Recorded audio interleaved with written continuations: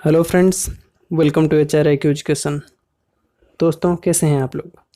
I hope कि आप बहुत ही अच्छे होंगे। साथ ही साथ आपकी तैयारी भी बहुत ही अच्छे तरीके से चल रहा होगा। दोस्तों, ये हमारा कंपैरेटिव स्टडीज़ का जो सीरीज़ चल रहा है, ये उसका दूसरा वीडियो है। इस वीडियो में मैं लेकर आया हूँ आपका industrial employment standing orders act और ट्रेड यूनियंस एक्ट, ये दोनों का जो अथॉरिटीज़ हैं उसको इस वीडियो में डिस्कस किया जाएगा। ये वीडियो आपका लेबर लॉ के बारे में क्लैरिफिकेशन देने के लिए ये वीडियो बहुत ही हेल्पफुल रहेगा। आपको क्लैरिटी मिल जाएगा। कोई भी एक्ट से अगर कोई भी अथॉरिटीज़ से अगर क्वेश्चन आता है तो वो आप आसानी से कर पाओगे। अथॉरिटीज़ के बाद मैं अपील के लिए भी अलग सा लेक्चर लाऊंगा और कमिटीज़ एंड बोर्ड्स के लिए भी अलग सा लेक्चर लाऊंगा, यही कंपैरेटिव स्टडी के सीरीज़ के अंदर। ठीक है, तो ये वीडियो आपको अगर कोई प्रिपरेशन कर रहा है, UGC नेट का अगर कोई प्रिपरेशन कर रहा है उसके लिए, जिसका कोड है आपका 55, उसके लिए वीडियो बहुत ही हेल्पफुल रहेगा, लेबर वेलफेयर। और अगर कोई EPFO की तैयारी कर रहा है, EPFO का एग्ज़ाम तो शायद आगे चल चुका है, फिर भी अगर कोई EPFO के लिए तैयारी कर रहा है तो उसके लिए भी ये वीडियो आपका लेबर लॉ को क्लैरिफाई करने के लिए बहुत ही हेल्पफुल रहेगा। अगर कोई PSU HR के रिक्रूटमेंट के एग्ज़ाम की तैयारी कर रहा है तो उसके लिए भी ये वीडियो बहुत ही दोस्तों आप मुझसे जुड़ सकते हैं। ये मेरा फेसबुक पेज और ट्विटर हैंडल और टेलीग्राम का जो ग्रुप है वहाँ पे भी आप जुड़ सकते हैं। आपको जल्द ही जल्द नोटिफिकेशन मिल जाता रहेगा और टेलीग्राम के ग्रुप में मैं MCQs का PDF डालता रहता हूँ और बाकी सब जो भी वीडियोस हैं उसका लिंक भी मैं वहाँ पे प्रोवाइड करता हूँ। तो जल्द से जल्द इसको ज्वाइन कीजिए। तो देरी ना करते, अगर आपको मेरा ये लेक्चर पसंद आता है तो आप जल्द से जल्द मेरा जो चैनल है उसको सब्सक्राइब कीजिए, वीडियो को लाइक कीजिए और ज़्यादा से ज़्यादा दोस्तों के साथ शेयर कीजिए। ठीक है, तो पहला आपका है industrial employment standing orders act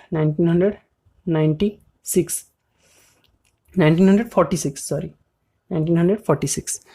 तो आपका अपीलेट अथॉरिटी एक है यहाँ पे, इसका सेक्शन भी दिया गया है। सेक्शन 2A में आपका आता है अपीलेट अथॉरिटी। उसको अपॉइंट यहाँ पे कौन करता है? अप्रोप्रिएट गवर्नमेंट अपॉइंट करता है। इसके पास पावर होता है सिविल कोड का, अपीलेट अथॉरिटी के पास। तो दूसरा आपका है सर्टिफाइंग ऑफिसर। इसका डेफिनेशन आपका दिया गया है सेक्शन 2C के अंदर। तो उसका अपॉइंट आपका कौन करता है? अप्रोप्रिएट गवर्नमेंट करता है स्टैंडिंग ऑर्डर्स एक्ट के अंदर। और यहाँ पे कौन कौन इंक्लूड किया जा सकता है अपीलेट जो सर्टिफाइंग ऑफिसर के अंडर? लेबर कमिश्नर इंक्लूड किया जा सकता है, रीजनल लेबर कमिश्नर भी इंक्लूड किया जा सकता है। तो ये जो सर्टिफाइंग ऑफिसर है उसके पास अथॉरिटी रहता है ड्राफ्ट स्टैंडिंग ऑर्डर्स को सर्टिफाई करने के लिए। ये पॉइंट में वही दिया गया है।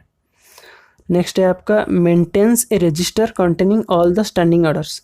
जो भी स्टैंडिंग ऑर्डर्स या फिर रूल्स जो भी है उसको, वो सारे रूल्स सारे स्टैंडिंग ऑर्डर्स को लेके एक रजिस्टर होता है, उसको मेंटेन करना पड़ता है सर्टिफाइंग ऑफिसर को।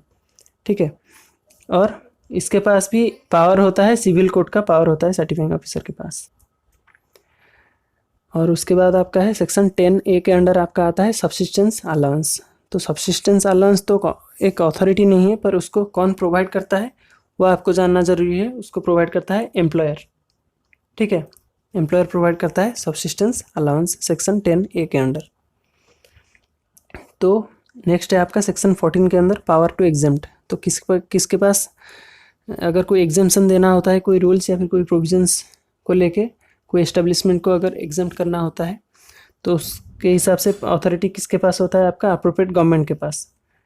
ठीक है, तो नेक्स्ट है आपका डेलीगेशन ऑफ पावर्स। इसका भी अथॉरिटी आपका अप्रोप्रिएट गवर्नमेंट के पास है। और पावर टू मेक रूल्स आपका सेक्शन 15 के अंडर है, इसका भी अथॉरिटी आपका अप्रोप्रिएट गवर्नमेंट के पास है। तो power to exempt, delegation of powers and power to make rules, ये तीनों का अथॉरिटी आपका अप्रोप्रिएट गवर्नमेंट के पास है। ठीक है, तो नेक्स्ट ये हो गया आपका जो स्टैंडिंग ऑर्डर्स एक्ट है, उसका जितना भी अथॉरिटी है उसको मैंने कवर कर लिया। नेक्स्ट है आपका ट्रेड यूनियंस एक्ट 1926। तो इसका अथॉरिटी के हिसाब से पहले तो मैं लेता हूँ सेक्शन 2A में ही दिया गया है एग्जीक्यूटिव। तो एग्जीक्यूटिव कौन है? एग्जीक्यूटिव एक बॉडी है इसको क्या करना होता है, to which the management of the affairs of a trade union is interested. तो ट्रेड यूनियन का जो मैनेजमेंट है जिसके ऊपर इंटरेस्टेड है, इंटरेस्टेड, ठीक है, जिसके ऊपर रिस्पॉन्सिबिलिटी दिया गया है उसको बोलते हैं एग्जीक्यूटिव। तो दूसरा आपका क्या है, ऑफिस बियरर, वो सेक्शन 2B के अंडर आता है। It includes any member of the executive.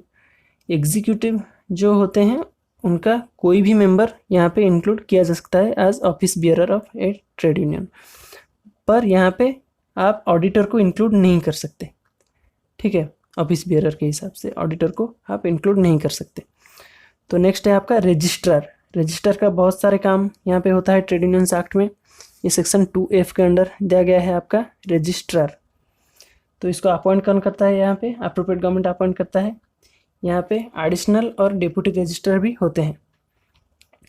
यहाँ पे इसका काम क्या क्या होता है, पहले तो आपका application for registration made to registrar. Registrar को रजिस्ट्रेशन के लिए एप्लीकेशन देना पड़ता है, किसको, रजिस्टर को। और अथॉरिटी, इसके पास अथॉरिटी होता है to alter the name of trade union on application. अगर कोई अप्लाई करता है ट्रेड यूनियन का नेम अल्टर करने के लिए, कोई ट्रेड यूनियन अगर यहाँ पे अप्लाई कर रहा है तो वो रजिस्ट्रार के पास इसका अथॉरिटी है इसको परमिशन देने के लिए, नेम अल्टरेशन को। तो नेक्स्ट क्या है, ये इशू करता है सर्टिफिकेट ऑफ रजिस्ट्रेशन। कौन इशू करता है, यहाँ पे रजिस्ट्रार इशू करता है। Annual returns of audited general statement is given to the registrar. जो ऑडिटेड जनरल स्टेटमेंट है उसका जो एनुअल रिटर्न्स का, वो भी आपको रजिस्ट्रार को ही दिया जाता है।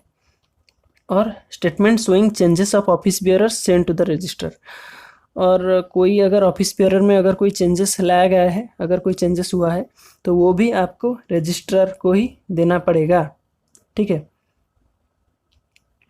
Copy of up to date rules of trade union send to the registrar.